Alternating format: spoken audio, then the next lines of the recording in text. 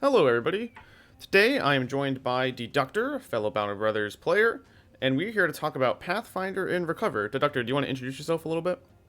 Yes, thank you very much, Carv. As he said, my name is Deductor, and I play Battle Brothers. I've uh, played it since the very beginning, early access. It took me many years before I really started to understand the game. Uh, and I have a YouTube channel with a number of different playthroughs and series. I like to focus on role playing, but at the same time, I'll still fight everything. But yeah, thank you for that introduction. Mm-hmm. All right, so talking about Pathfinder and Recover, I would like to first ask you, what are your thoughts on Recover as a stam recovery perk? So, whenever I think, before we touch upon recover, I just want to describe my philosophy. Mm-hmm. Like I've gone through several stages of how I think about Battle Brothers build. At the very beginning, I think everyone else followed some build guides. I recall Filthy Robot had some excellent guides, and there was a very old Steam guide. I don't even remember who it was by. I think it was called Fritz's Treatise on like perks. This was back before there were any DLCs, and so that offered a number of different build guides there. Um, and so that's what I used to do. I just used to follow build guides for like the first 500 hours. Then the next 500 hours, I started experimenting a bit, but I still was mostly following build guides. Like I would think, like most forum posts or most posts on Reddit, the way most people seem to think about Battle Brothers is they start with the build and they try to fit a brother into that build. But these days, I think differently. I start with the brother and I figure out a build for that brother. And I figure it out in conjunction with the rest of the team because my style is I do combined arms tactics. I don't min max the brothers or the stats at all. I min max differently. I min max gearing for every fight. Like if you watch my videos, I gear for every single fight, which is a lot of min maxing, I'll admit, a lot of micro. And it's not a style for everyone. But if you do that, you can certain perks and certain uh, builds become more effective. So whenever I think about perks like recover, I always think about it in the context of the overall company. What am I trying to accomplish with this? Because you only get 10 perks, right? You only get 10 perk points. That's the beauty of the Battle Brothers perk system. You can't do everything. So if you're taking recover, it means you're not taking something else. So the question in my mind is, does recover offer value? Like, am I actually even going to use it in a fight? Because if I don't even click on that button for recover, I might as well have gotten something else. That's a fair assessment, I would say. So have you found that you do use Recover a lot? So, in my experience, I used to take recover on pretty much everyone, but these days I do not. And the class that I will always take recover on are dedicated tanks, whether it's a Battleforge tank or a Nimble tank. I found that I use recover on tanks pretty much all the time in pretty much any semi-serious fight. And sometimes I use it multiple times. The tanking abilities, Shield Wall and Indom, are very fatigue intensive. Furthermore, when you get attacked, if you get hit, you lose 5 fatigue. Yep. Even if you don't get hit, even if you dodge it, you lose 2 fatigue. Mm-hmm. If you're getting like swung at 6 times, even if you're dodging all of them, Yeah, it's 12 fatigue right there. that's 12 fatigue. And getting hit or not getting hit, getting swung at 6 times is nothing for a tank. So they run out of fatigue all the time. However, it's been my experience that most damage dealers don't really need fatigue even in super big fights with like 30 plus orcs or lots of undead or whatever, um, by the time I've need to use recover, like I can actually get value out of it, I'm fatigued out, I've basically won the battle already. And hence, yeah, I can get a little value out of it, but the effect, like I would have won the battle anyway. I wouldn't have lost that brother anyway. I wouldn't even have like taken more damage anyway if I had clicked on recover versus just like attacking with a basic attack. Um, so now, that being said, I feel like this is why this discussion is great that we incorporate Pathfinder into there. The way I think about it is fatigue management, because if I don't take recover, I am strongly incentivized to take Pathfinder so that one way or another, the brother I have will have the ability to have enough fatigue to last even in the very, very big fights and long fights. So I'm not saying like there are some brothers I take where I don't even take both Pathfinder, I mean, either Pathfinder or Recover, but I do like having at least either Pathfinder or either Recover. Um, so tanks, I always take Recover on. Certain damage dealers, especially the duelists that have like a heavy weapon, like a fatigue intensive weapon. Those are like Warhammers, the orc weapons. Or I'm tempted to take Recover. If you have a hybrid build with like a polearm plus throwing weapon spec, I very much like Recover on those because you do get like those abilities are very fatigue intensive, and with throwing spec, you can kill something, proc Berserk, and recover into that, and so you keep up your killing frenzy. And with throwing weapons, it's very flexible. Like you can pick your kill very easily, and so you can proc that combo reliably and get value out of that. But I don't think recover is mandatory for damage dealers at all, even in the hardest content. Yeah. I guess I'd like to ask you because the Berserk recover combo is huge. So if I have a guy with a 4 AP weapon, whether that be a duelist or a two-handed cleaver, basically, or I guess I don't use archers very frequently, but a bow would work, a throwing weapon would work.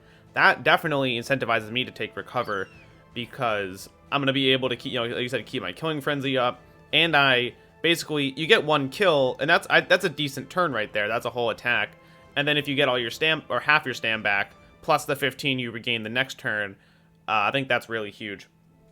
And I do agree with tanks. Indom is a ton of stam.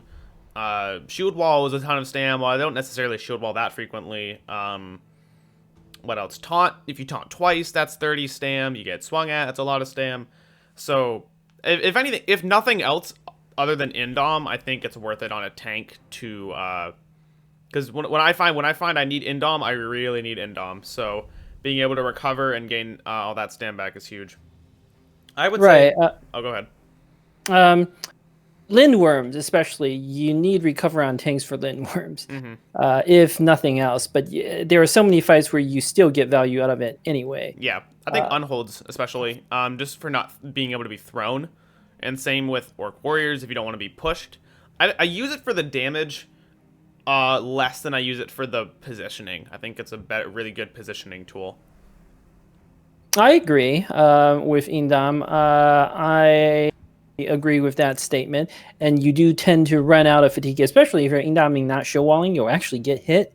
Mm-hmm. So that Yeah. 5 fatigue per hit adds up. It does, yeah. So if I'm gonna talk about recover, I use recover a lot. The reason I use recover is because I like taking a berserk heavy. Well, I think berserk is. I think DPS is huge, so I think berserk is huge, and therefore almost everybody I have as a damage dealer has berserk. I can't really think of anyone that doesn't have berserk. Maybe like an overwhelmer may not have berserk, but I don't tend to use a lot of those. Not discounting them, I just personally haven't used them too much yet. So recover for me, basically allows me to keep continuing to use Berserk, and a lot of the time, I can find kill recover, or I can find turns where I can recover. Especially if I have a campaign where I'm using a lot of adrenaline. So what I do is I adrenaline every single turn, starting with turn 1, until I run out of fatigue, and then I either have basically won at that point, so I don't use recover, or if I haven't won, then I recover, and then I can just start adrenaline spamming again. And that works a lot with Berserk, because you swing twice with Berserk, or you use like the AoE on the sword, or the Bardiche. That's a ton of stam. Those builds don't have weapon spec sometimes, so they're using up more stam, and I found recover helps a lot in that campaign. What I also have found is I know in your play, with the videos that I've seen of you playing, and when we did our stream together, you did a lot of walking backwards and using terrain to use your fights. So Pathfinder really does help you there because you're moving a lot. A lot of the fights I do, I may move up like turn 1, maybe turn 2, I'll do some movement. But, and then after that, it's kind of a line fight. So I don't move a lot, and therefore Pathfinder doesn't actually net me that much stam, because it only really helps you when you're moving, and when you're not moving, you may as well either have nothing or have recover. Fair. If you're not moving a lot, then Pathfinder doesn't get you a lot of value, but I feel like positioning, first of all, it takes like 1,000 hours to begin to understand positioning. You have to understand what the AI is going to do next. That's what I do a lot in my fights. I understand what the AI is going to do, and I maneuver my guys in such a way to encourage the AI to do something suboptimal. Like, for instance, range defense. Most people consider it completely trash, right? But there are ways to manipulate the AI so that you can actually use range defense. Like, you'll notice in my runs, I intentionally undergear my guys. Not because it's a good idea. You shouldn't do it, viewers. Don't give your guys like a bandana on the head. That's a terrible idea, unless you know what you're doing.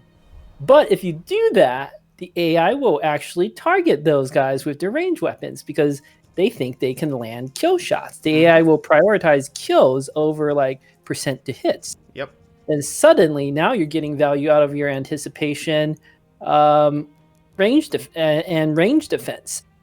So there are ways to like manipulate the AI in that sense. It's not recommend, like, you don't need to do that to do well at the game or even beat everything effectively. It's just if you wanted to do crazy roleplay stuff and at the same time you still wanted to fight everything, then those details start to matter. Yeah. Yeah, and I'm not trashing positioning at all. I don't know if you've seen it. I did an orc fight maybe a couple of weeks ago. I had been in a video on. It's called like my favorite orc fight of the 2021 year. And it was so cool. You have no idea. I would recommend just kind of skimming through it. If you have like maybe it's like 30 minutes. I saw you posted that. I do want to watch it at some point. I've just been quite busy recently. Yeah, no worries. But yeah, it's like, so it was to summarize, it was a really heavy orc young fight. It's like 31 orcs, and it was mostly young. There's probably like 3 warriors. So, when you don't want to use terrain with warriors, because warriors will push you up and down terrain, and then they'll bully you, and you'll be on low ground, and then you'll die. So, but orc young don't do that. And if anything, and berserkers and young like to just kind of run around a lot, compared to position when you're on like high ground. So, I took my whole team back into the forest because I didn't want to get surrounded. My team's kind of trash. So I put them on these like really, really good. Kind of like circled myself on there's like it was like a couple of high grounds and some bushes, and it really worked. It was almost like a finale last stand from a movie, and it was really good. And it was one of the most fun fights I've ever had, just because the positioning there worked. Now, would Pathfinder have helped me there? I actually don't know. It was a forest fight.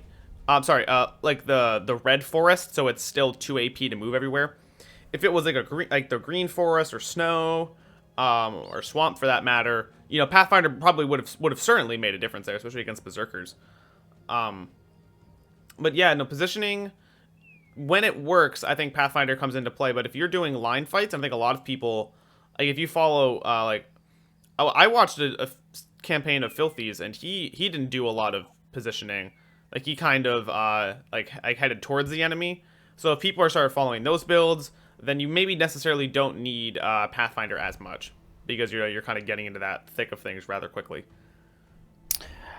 Right. No, I understand.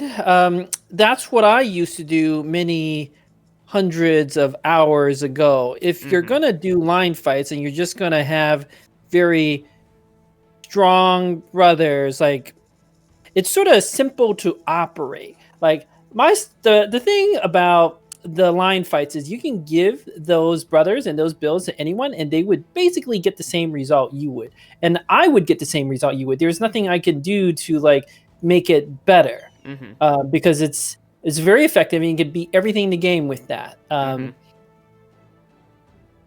But for me, I want to try to do something different, and I want to try to see if you can do better than that sort of line fight tactics. And in my experience, it is possible to do better. I've put out many series demonstrating this. It's very mentally exhausting to play that way. That's the real weakness with my sort of style, where I undergear guys and I have quote unquote unconventional build, but I think in my hands these builds are super effective. Like I just I was doing this challenge run with this company where I don't buy food, I don't buy tools, and I just go into wilderness and kill stuff.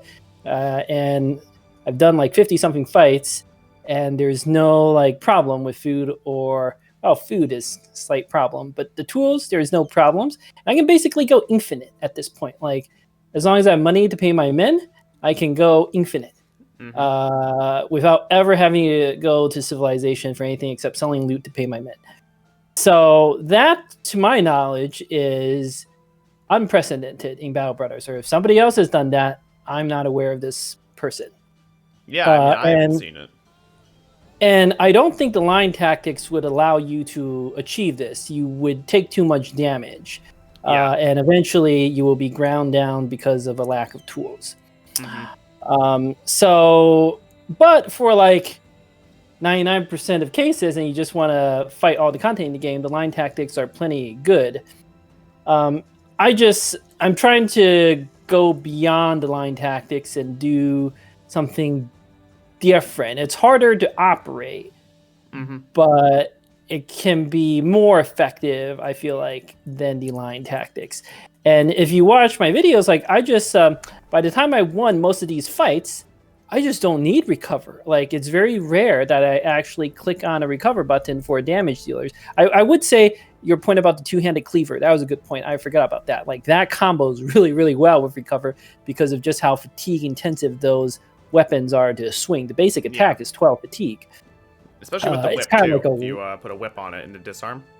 Oh, yeah, the disarm. And the basic whip attack is also 12 fatigue. So you can definitely, like, I've definitely gotten value out of recover to help get it off a few extra attacks. But for, like, even duelists or especially two-handed weapon users, if you take Pathfinder and you have a two-handed weapon, by the time you AoE away and you're fatigued out, you can always move once and still swing.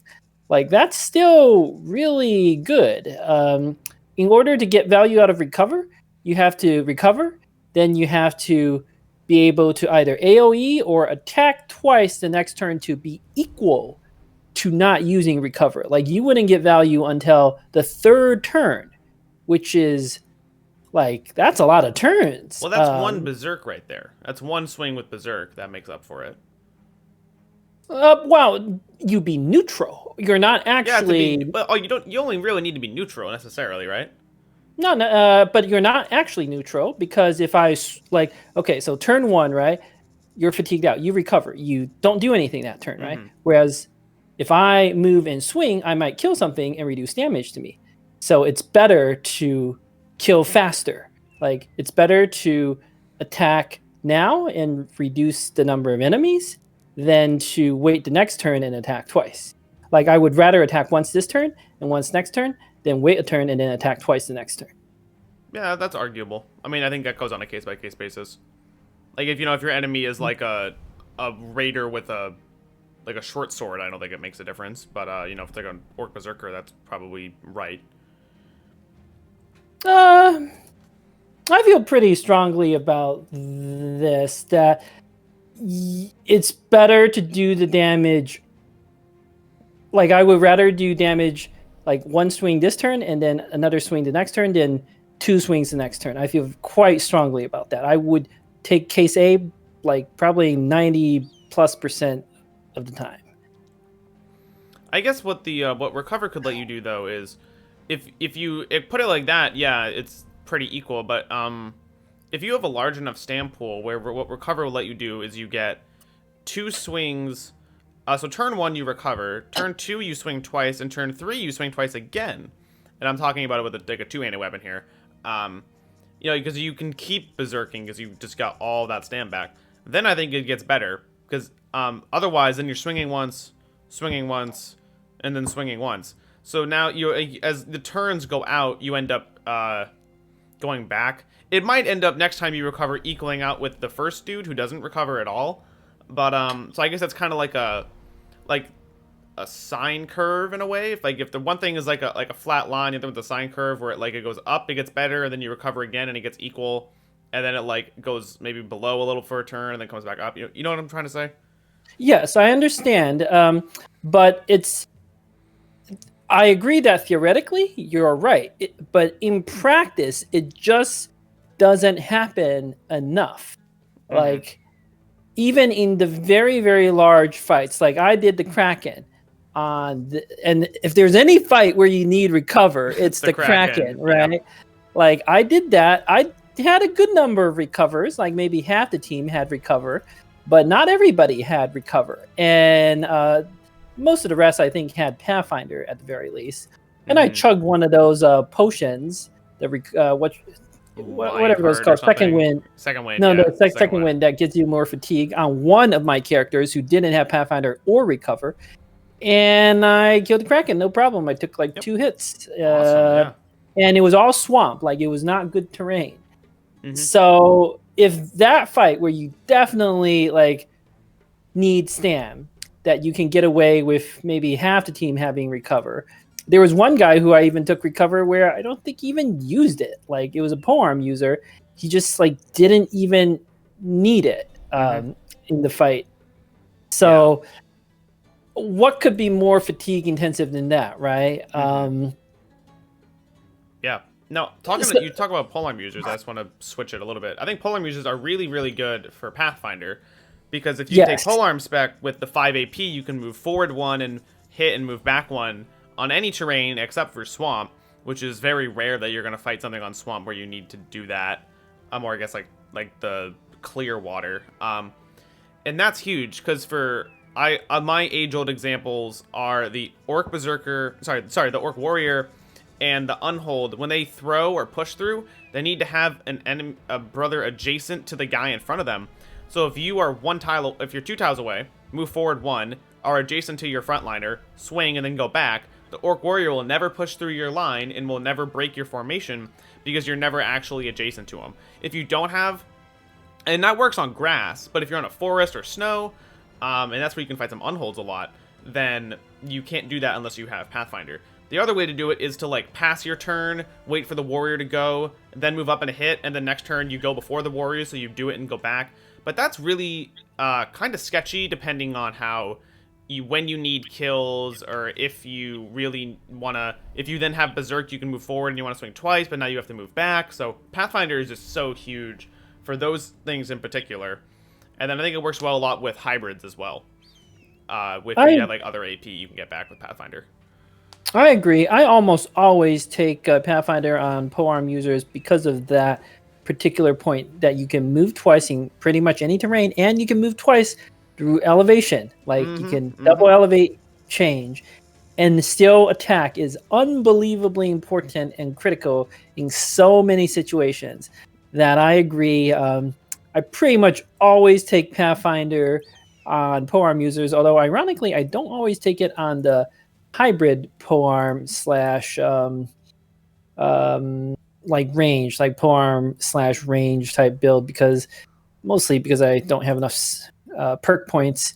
And with like a weapon in the pocket, like a ranged weapon in the pocket, you have a little more flexibility in terms of attack. But even if I could fit the Pathfinder in there, I would almost always try to do that. Mm-hmm. And so like you can't go wrong taking Pathfinder on a polearm user. Yeah, I say I do the crossbows, and why I love Pathfinder is because the crossbow shoot, reload, move takes 9 AP on the dot. So if you don't have Pathfinder and you're on a forest or you're on an elevation, you can't move down the elevation or on the forest or on the snow unless you have Pathfinder, which is really, really annoying. Because what do? Do you not move up with the rest of your line, or do you not reload your crossbow? Both of those are horrible ideas. So you just take Pathfinder, you don't have to worry about it, and you're already a polearm guy, so it works out really well.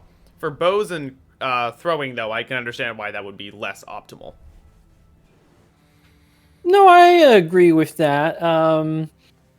Pathfinder, in my experience, has been really good on the crossbow slash polearm hybrids. I use those a lot. I didn't have one in my latest run, but I think I had some in previous runs, and they're a very, very solid build. And Pathfinder is just like, you can't go wrong taking Pathfinder on that sort of build.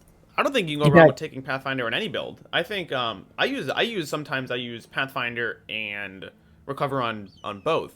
I come from the notion that I use Recover a lot, and I just talked about this 10 minutes ago. So I already kind of default to Recover for good or for bad. Probably for bad that I just default to Recover. But so then I can add Pathfinder onto it, but I usually do it for the AP reasons rather than for the stam reasons. I got my Adrenaline company being able to move forward 4 on any terrain, and then Adrenaline is amazing against stuff like Goblins. Goblins are often in the woods. Chosen are often in the snow. Or elevation changes or whatever it ends up being. I find that really helpful because you move 4 and then you have 1 AP left. Like if you move 3 on a forest, you can't Adrenaline because Adrenaline costs 1 AP.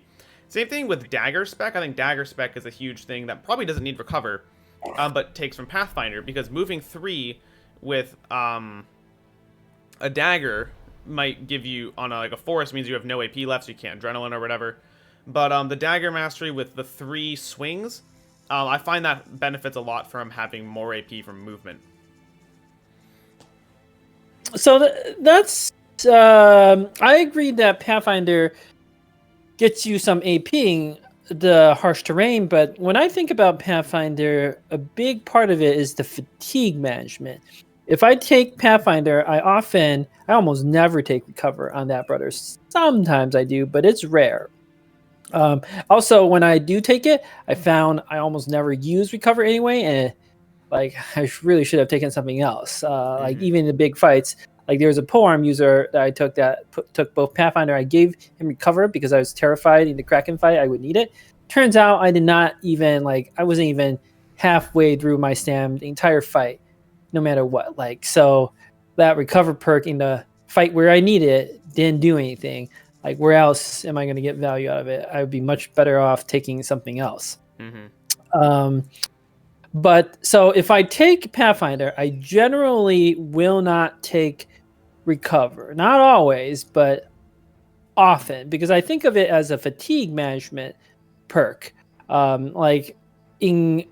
Even on standard terrain, like just the grassy terrain, when you move 4, it's 16 fatigue. When you have Pathfinder, it's 8 fatigue. Are you going to move at least 4 tiles in a battle, even if you're static? Probably. Yeah. So you'll get at least 8 fatigue back minimum, which is like a bad brawny, right? Let's say you move double that, and you get 16 fatigue value out of that. That is a brawny. That is better than brawny in most cases. And if you move more than that, suddenly you're getting into the territory where it's as good as Recover already. Like the desert, especially the desert. That's the classic example. You save 12 fatigue every 4 tiles. are you like, if you're gonna move like, let's say 10 tiles, that's like 30 fatigue. That is basically a recover. Mm-hmm. So I don't need recover when I'm already getting so much fatigue out of my Pathfinder perk. And of course, you got the bonus where in snow or woods or elevation change, you save AP, which is really nice. I will say I take adrenaline, and I do use adrenaline quite a bit, but the more I play, the more I feel like adrenaline should be used strategically. I typically use it once or twice a fight. I don't spam it. I never ever spam adrenaline. It's just I use it at the critical point, like when if I go first the next round, it has to actively do something, like it has to kill something, or it has to, like, the enemy's breaking and one more hit could break them. And if it's not going to accomplish something critical, I just don't bother adrenaline. I think it is a mistake to just keep clicking that button, because a lot of times you're just wasting fatigue that doesn't accomplish anything in that turn. I think it depends on the fight. Like I have a few videos showcasing against nomads and raiders where I was able to win the fight in like 4 rounds, because what you do is you mass adrenaline, then you hit them all with two-handed weapons, and then some of them start fleeing, or you get on the marksman, so the marksman can't actually crossbow you anymore. You are immune to the sand from the nomads, because you act first, they sand you, you've passed your turn, so then your turn ends, you're no longer pocket sanded.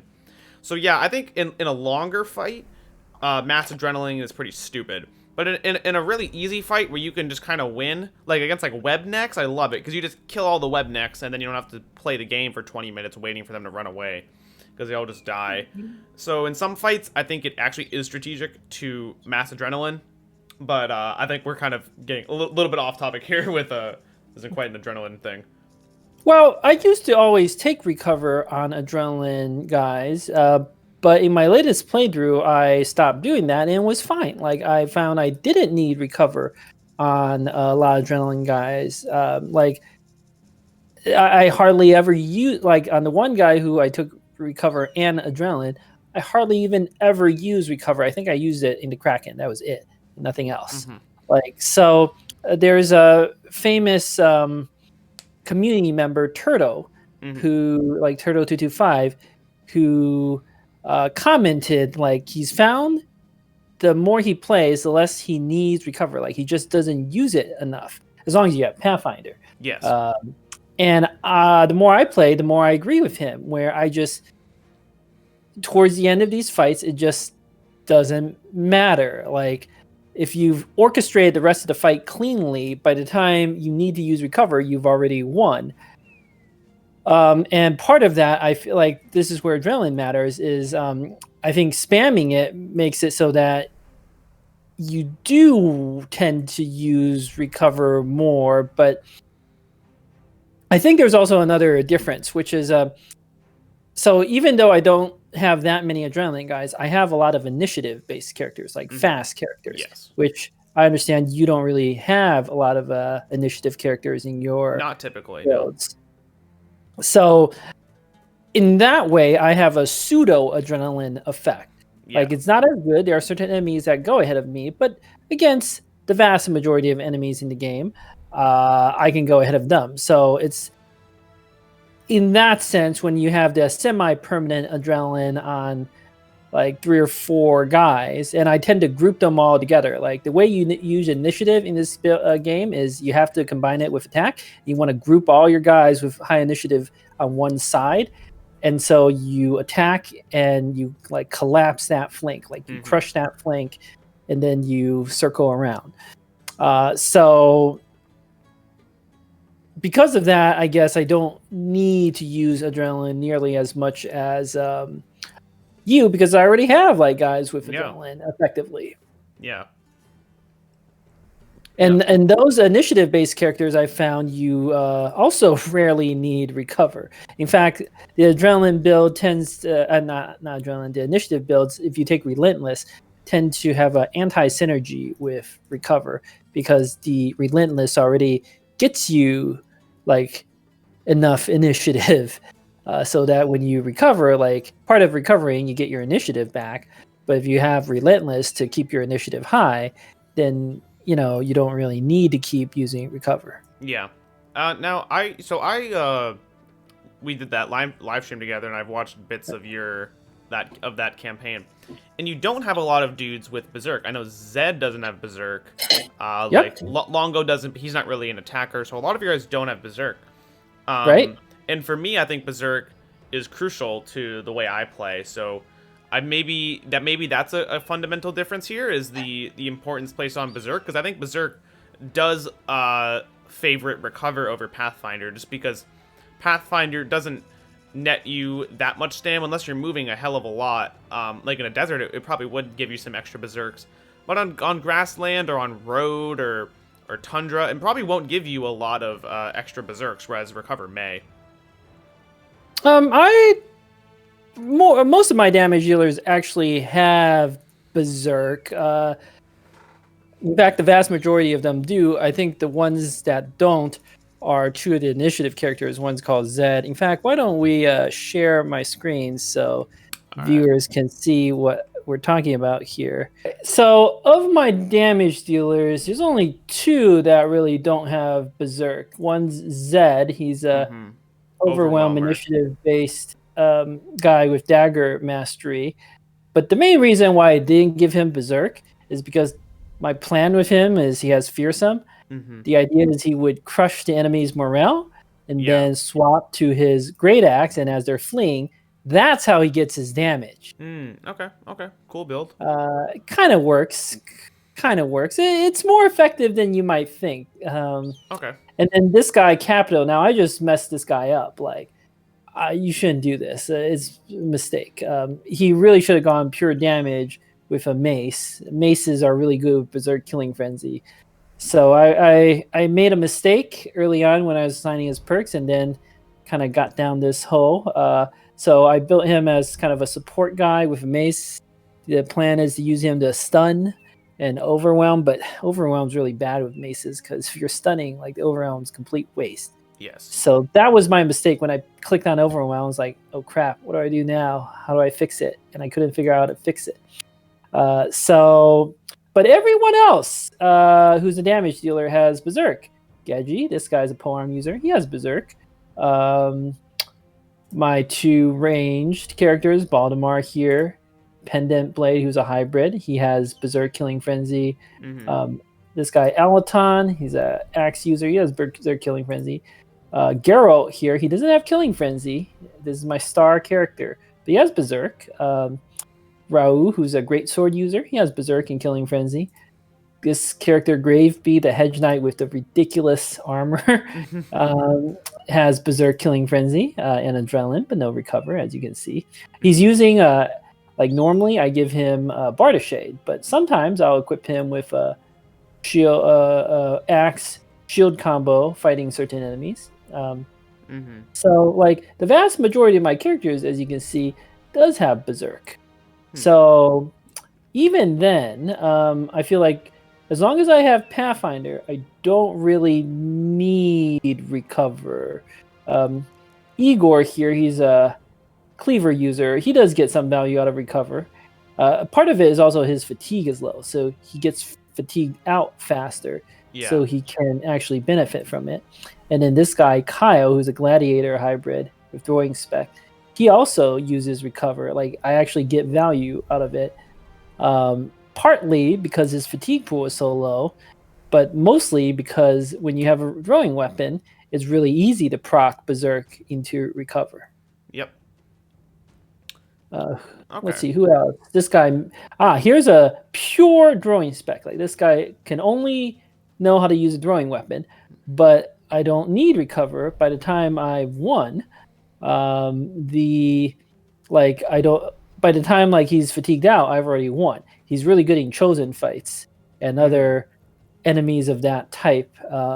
And even in the massive chosen camps, by the time he's out of fatigue, like I won, there's maybe 5 chosen left or whatever. Like I don't need him to do anything anymore at that point. Yeah, that's fair. Let's see. Oh, this guy, unfortunately, he's a handgun user. I didn't bother with recover on him because with a hand, well, he has a crossbow now. But if I had a handgun, like handgun does not combo well with recover. No, and I think that gets into something I really want to talk about is Pathfinder in relation to AP usage. I find that it's half the perk. Half the perk is stam. Half the perk is AP, if you look at the letter of it. In Spirit, you seem to think the stam is more important. I seem to think the AP is, I would say, probably more important than the stam. Yeah, I think the stam is more important personally. Yeah, so what I would like to say is I think the AP is kind of important because I hear people say all the time, whether it's in a comment section or it's in a Discord, like, talking, you know, like, oh, if I'm in a forest, I want to be able to move 2 with my 4 AP weapon and attack twice.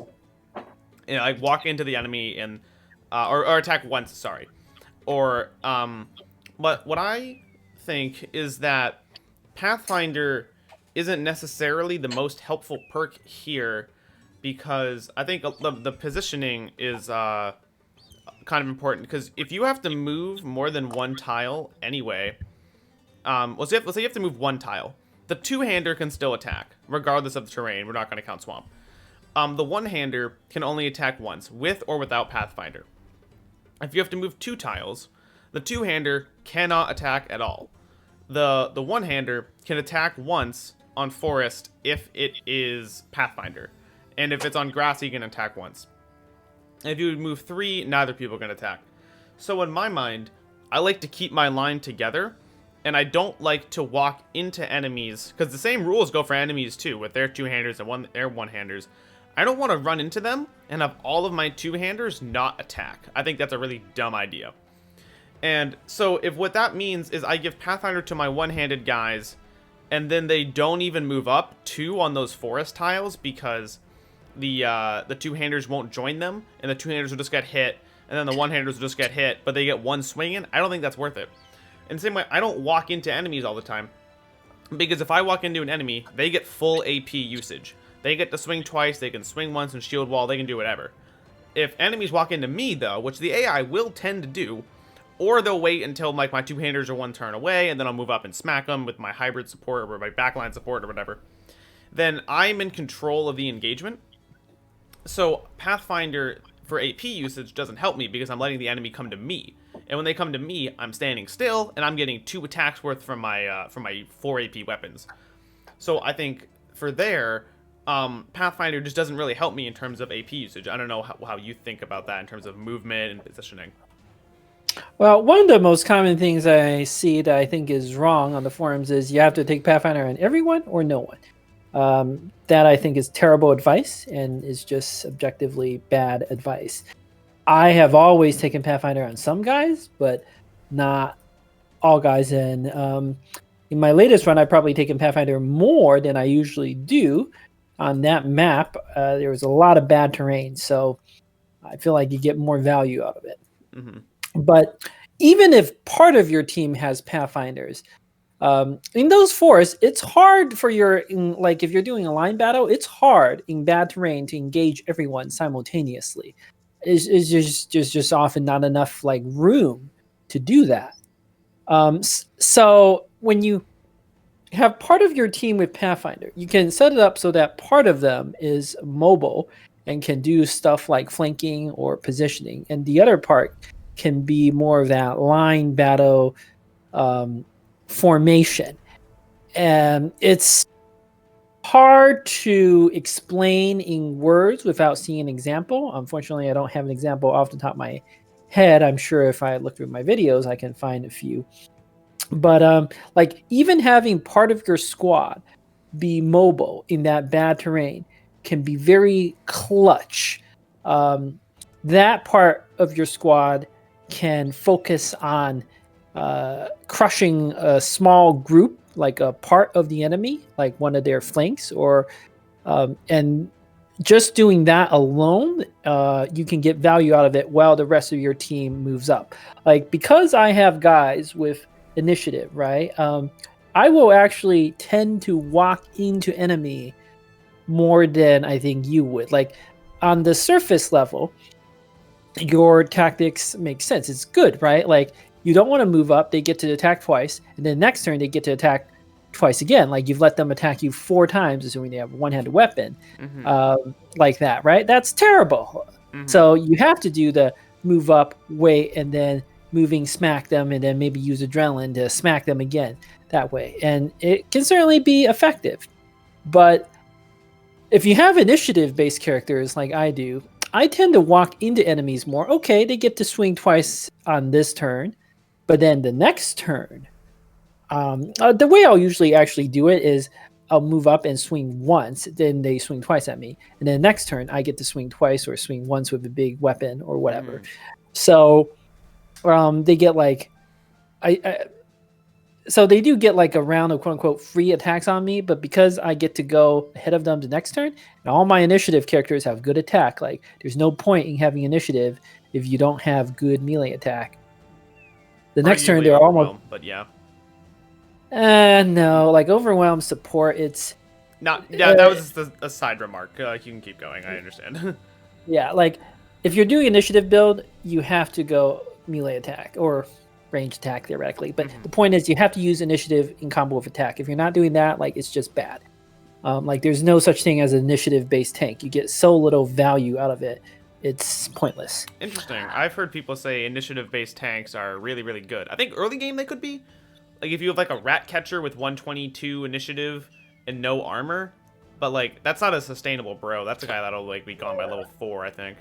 Okay, I see. Maybe in the very early game. That is what I'm saying. I don't necessarily agree with it. I can see an argument for that in the very early game, but once you get past that early game, for any sort of real tank, like you're just going to be shield walling or indaming a lot. It's going to drop your fatigue, and then you're getting relatively little value out of dodge, and you need those like perk points for other perks. Yeah. And I think you need the stat points for things other than initiative too. Like you need melee defense, HP, and stam, and resolve, and now you want to level initiative as well? That's pretty hard unless you have high base initiative. And you want to probably not take Hyena Pelt on a tank. Probably want to take additional for padding or bone plating. Right, and furthermore, dodge, or tanks have a shield. Like there's no such thing as a tank without a shield. Shields have a pretty hefty fatigue cost, which further lowers the value you get out of dodge. Like, so anyway, but I do like dodge a lot. I think it's one of the best perks in the game. I take it all the time on most, but not all, Nimbo characters. And because the guys so I move fast, my initiative-based character moves in, they get to swing twice. Even if I don't manage to kill them the next round, in between dodge and generally pretty good defense and some overwhelm, like they can't hit me very hard. If they survive the first round, by the second round, because I get to go ahead of them again, they almost never survive that round. Like if they survive round 2, your problem is you don't have enough damage, and it doesn't work. Initiative builds don't work unless you have a lot of damage. Yeah. So, I've never had a problem, and I used to do exactly what you did. Like I wouldn't engage until I was confident that everybody was in position. I get to smack them this turn, so they didn't get to swing at me twice. But now I tend to moving more aggressively and let them swing at me a little bit as long as I get to go ahead of them.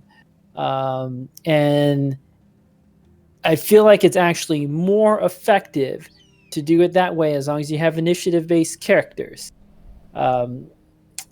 It's hard for me to describe in all the details why that's good. I just know that it's good because I've done it a lot and I don't take any damage anyway. Like that, there's evidence that it works. Yeah. having a bit of difficulty articulating why it's so effective. Yeah, if you in the next couple of days, if you ever like find an example of that, you can just link me it. I'd love to watch it. I like to know Okay. how you play like an orc fight for me, like a 30 orc fight is a fight I think that you really do kind of have to set your line up, or for in my not have to in my experience, I set my line up and the orcs come crashing into me, um, and sometimes the orcs just last long enough. Like a warrior, I think can last long enough to where going first won't matter that much because you won't be able to necessarily kill it in one turn. You can probably break it with fearsome, but the vast majority of the time, that orc is still going to be around for 1 or 2 turns, especially because you can't kill multiple orc warriors. So if there's like 3 warriors, you can maybe get one of them, but the other 2 are going to be swinging for the next like 2 turns as well. So you really, in my mind, gotta let them come into you and not waste any of your AP going into them. And orcs really screw with your positioning as well, so moving up isn't necessarily something I'm really comfortable with.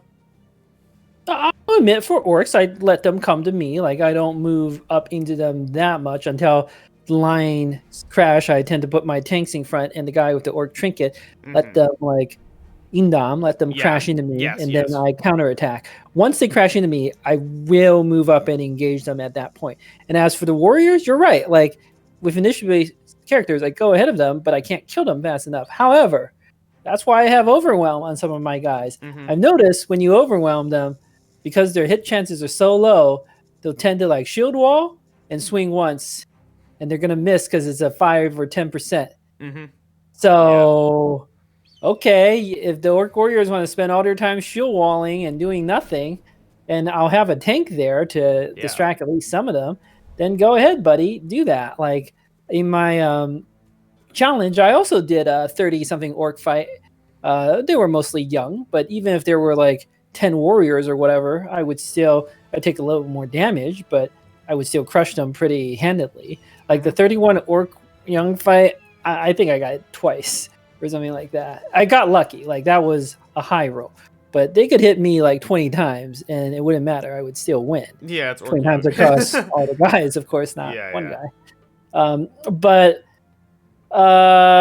And I usually do exactly what you describe, like try to take advantage of the terrain to manipulate the orc young or the orcs to do something bad. But that fight, I had to think about it for 10 minutes or something. There was some terrain, but I couldn't figure out how to get to it in time. So it was actually a line battle. I almost never do that. And I got a little high roll in terms that they couldn't hit me. But it still worked out very well. What happened was most of the orcs, like because I was going ahead of them so much, I crushed their morale, and that's how I won. Yeah. There was another fight I did right, I think, before the 31 orc fight. It was 24 orcs, and this time there were like 8 or 9 warriors, and or maybe it was 7 or 8 warriors. I forget. There were a good number of warriors, but it was the same deal. Like, you can watch like how my initiative guys handle the orc warriors. In my experience, they just don't like do anything against your initiative guys. You can't kill them fast enough, true, but they're so overwhelmed and so like debuffed. They sit there, spam their shield wall, swing at you once, and miss because I have like dodge. Yeah. So it doesn't matter. Yeah. I just did Goblin City like 2 days ago or 3 days ago or something like that.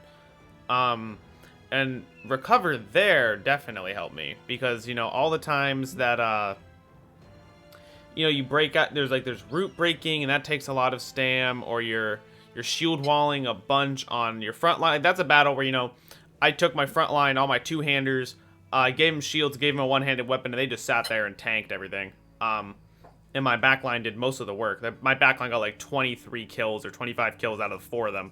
So in that battle, I found a lot of use for recover because, you know, you break the roots, you have the shield wall through there. I just said that, but then also every time you get insect swarmed, you're not gonna swing because you have no melee attack, and you're probably not gonna kill the goblin anyway. So then, you know, if you're insect swarmed or you're goblin poisoned, and you don't even have the AP to like to move or anything, I think recover was just really really beneficial to me there. And then also when you're rooted or netted or whatever the hell it is, you can't move anyway. So Pathfinder already isn't helping you.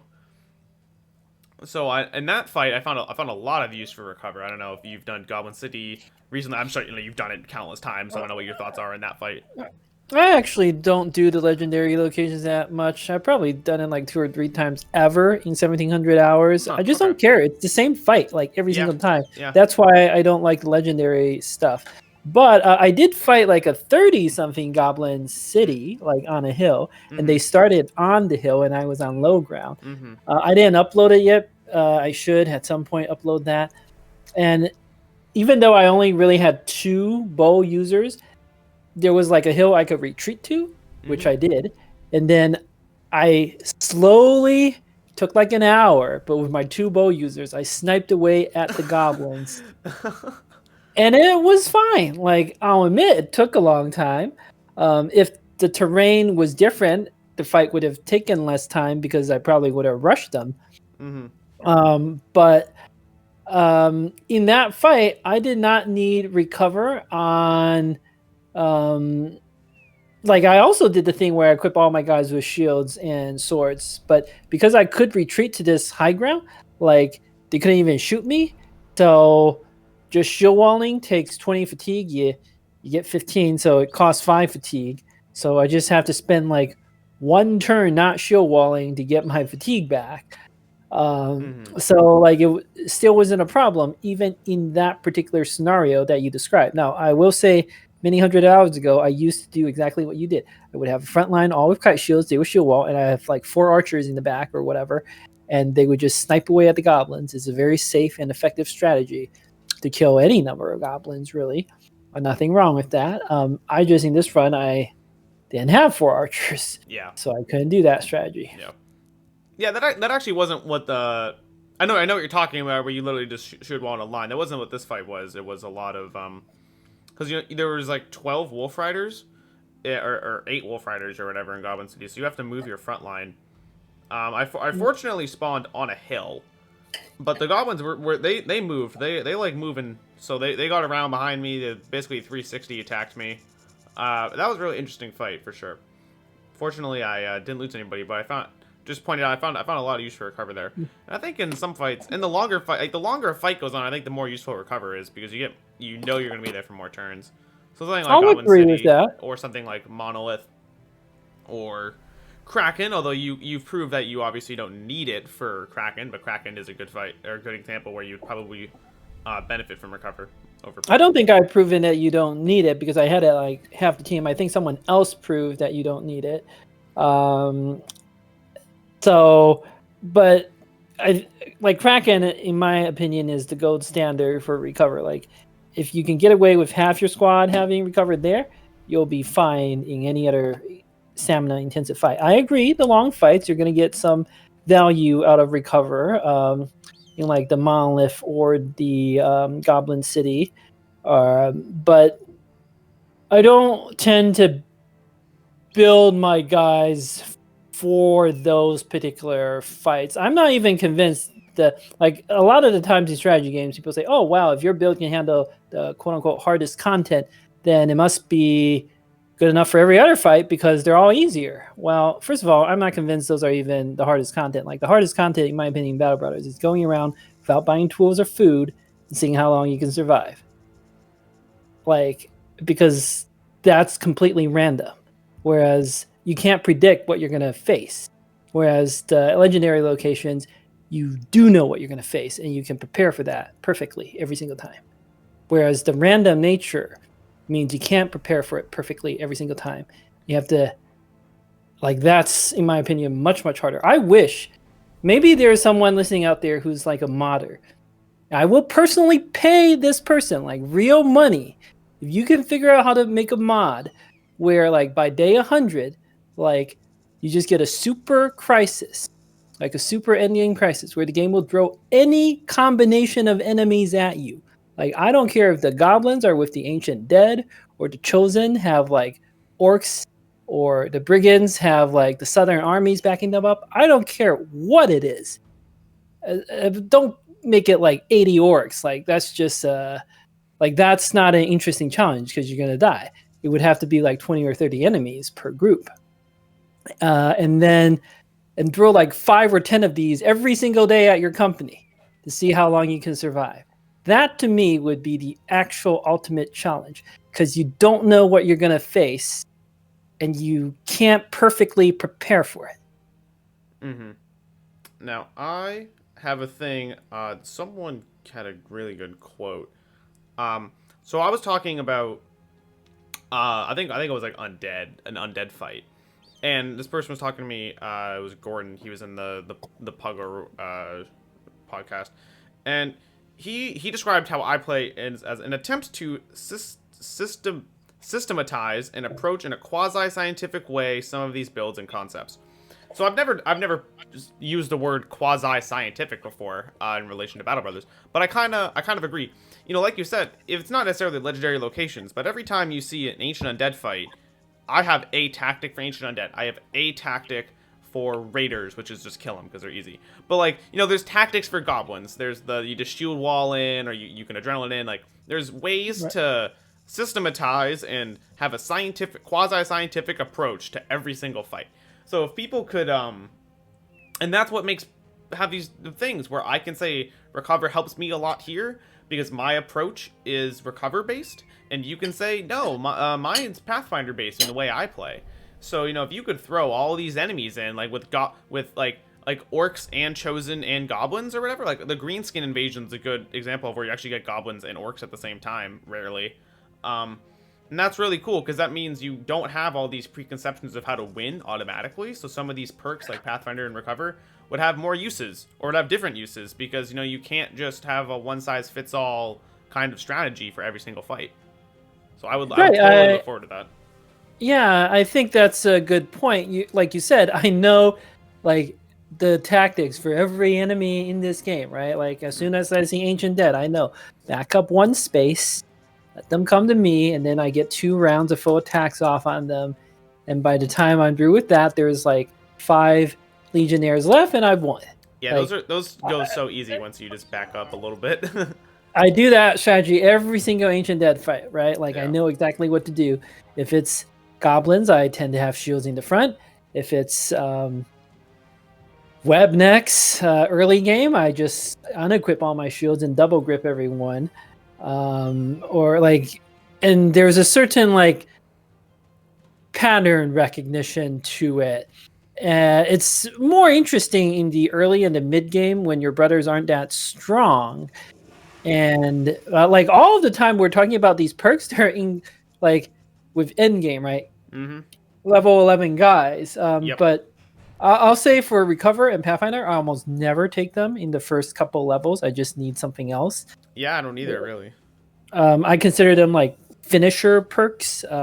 Sometimes I'll take a Pathfinder early on, and sometimes like one guy with cover early on to flail or dagger or whatever. Yeah. But for the most part, they're what I call finisher perks. So I take them on like level 10 or level 9 or level 11 guys when like I have the damage I need and the other perks I need to survive, and then they're sort of nice extra perks at that point to have. Even on tanks, I take Recover typically after I take Indom.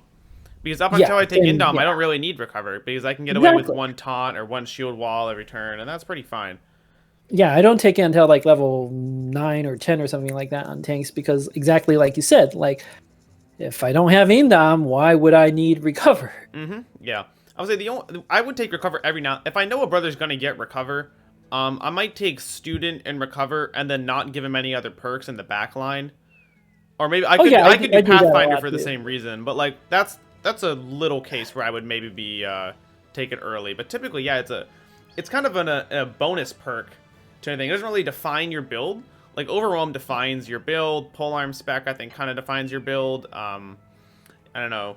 Like Brawny doesn't really do it. Like Battleforge and Nimble do. Indom does. Berserk kind of does. But like something like Pathfinder I think arguably could if you play around with the increased movement a lot. But I think if you're only talking about it from a stam reduction thing, I don't think it really defines the build. And Recover certainly doesn't refine the build. Right. No, I agree. Although the definition of builds, that's kind of a even bigger topic because I don't think the same way I think players think when it comes to builds. Again, like every other guy I see is like, you have the build in mind and you're going to find a brother for it. I have the brother first and then I figure out the build for All it. right. Well, you could say defines the bro. I mean, like, at the end of the day, the individual build of that bro is... I could replace all the word build with bro there, and it'd be my same point. Okay, fair enough. That's a good point. Because each bro has an individual build. Yes. Yeah. Yeah, I'm looking forward to... I think I'm going to try and do something like that you're doing, where you just kind of get people, and then just do whatever with them. Although I think that's a topic for a different day. So, right. Do you have anything else you'd like to say about Pathfinder and Recover? Or just in general? That's like on this topic. So in summary, Mm-hmm. I think we both agree that you always take Recover on tanks. They just need it, and you're going to get value out of it. Yeah. And then after that, there's a bit of a divergence. You tend to take it a lot more, and you're clearly successful. And I don't think it's ever like bad to have Recover. It's almost a bit of a marginal thing. Like you said, Recover does not define any sort of build, right? It just does not define the build. And so it's an extra supporting perk. I would encourage the listeners to think a bit more about stam management and just observing your own playthrough. By the time you are actually clicking on that Recover button, like, have you already won the fight? Like, clicking on that button, does it make any difference? Do you take less damage?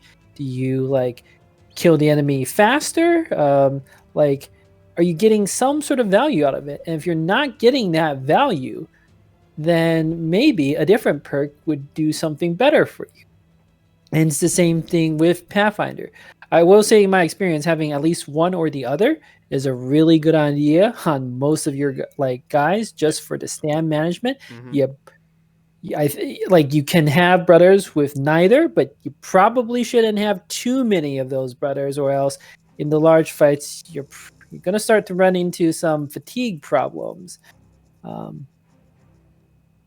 Let's see. Oh, my Geralt doesn't have either Recover or Pathfinder, interestingly enough, and he's still good without fatigue. Yeah. I mean, he still doesn't have any fatigue problems, although he is a sword user. Like, that's the other thing to consider. Like, the weapon you're using, is it a fatigue intensive weapon or not? Like, two-handed cleaver is a classic example. Those are super fatigue intensive. Whereas if you're using a sword duelist or a weapon with minus fatigue, for example, or goblin weapons, maybe, or a goblin weapon, maybe you don't need that Recover a Pathfinder because you have enough fatigue.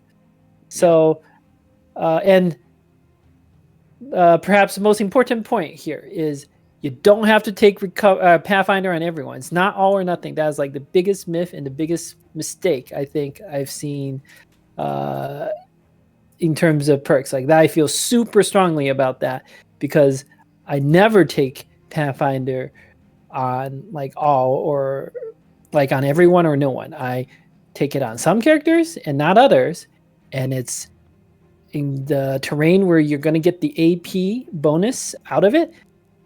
It tends to be bad terrain where you can't like utilize everybody in a line battle anyway. There's like these very narrow choke points. And so even having part of your squad with Pathfinder will allow you to exploit those choke points more effectively.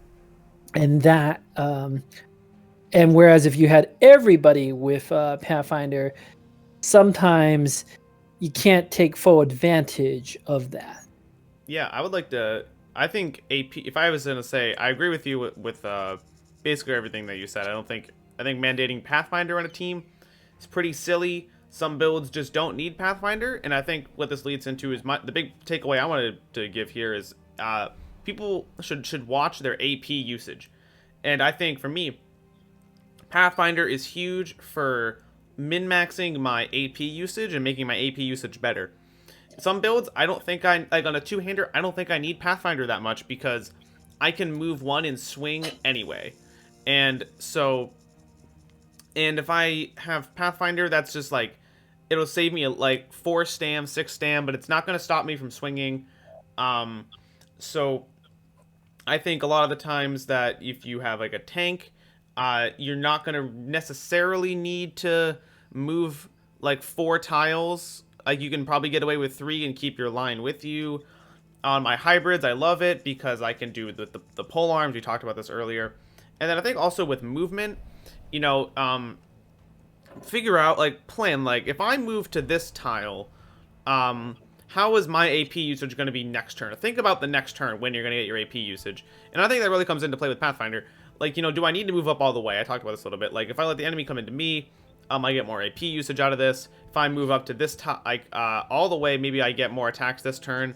And then next time I can Adrenaline and then kill them before. Like, so that would be a case where you might want to have Pathfinder, so you can still attack the first turn, and then Adrenaline, and then attack the next turn. Or some builds are really beneficial for AP usage. Like, Daggers, I think, are just really good for the extra attack, and sometimes you want Pathfinder so you can move and have more attacks. So just think about your AP usage with both of these perks, and Recover is obviously a huge thing with AP usage, because you're losing your 9 AP to use it. So think about, do you really need the 9 AP next turn? Do you need the 12 AP from Berserk next turn? If you don't, maybe you shouldn't recover this turn. You should get that 1 attack off, like Deductor is saying. Don't just auto-spam recover when you're basically maxed on stam. I think that's also a silly habit that I kind of fall victim to every now and then. And just think a little bit in the future, because I think that's what both of these perks are. Stam management is a whole battle thing. It's not an immediate kind of usage. So you have to think through the whole battle and think about where... when do I need to use these perks and how often they'll come into effect. Yeah, that's a really good point about visualizing what would happen the next turn, like plan out your next turn. That's one of the, it took me like 1,000 hours before I started doing this, but the way I play now is I try to see in my head not only where my brothers are going to be next turn, but where all the enemies are going to be next turn. Like this turn, I just think 1 turn ahead to plan that out, and then that's how I like maneuver my guys. And I will say I tend to be much more maneuver heavy as a play style than you are. So I probably get a little more value out of Pathfinder in that sense. But either style can be effective. Like if the line battle style versus the maneuver more heavy style, I think they can both be very effective. Yeah, I mean, we've both found great success in this game, so we're both clearly doing something right.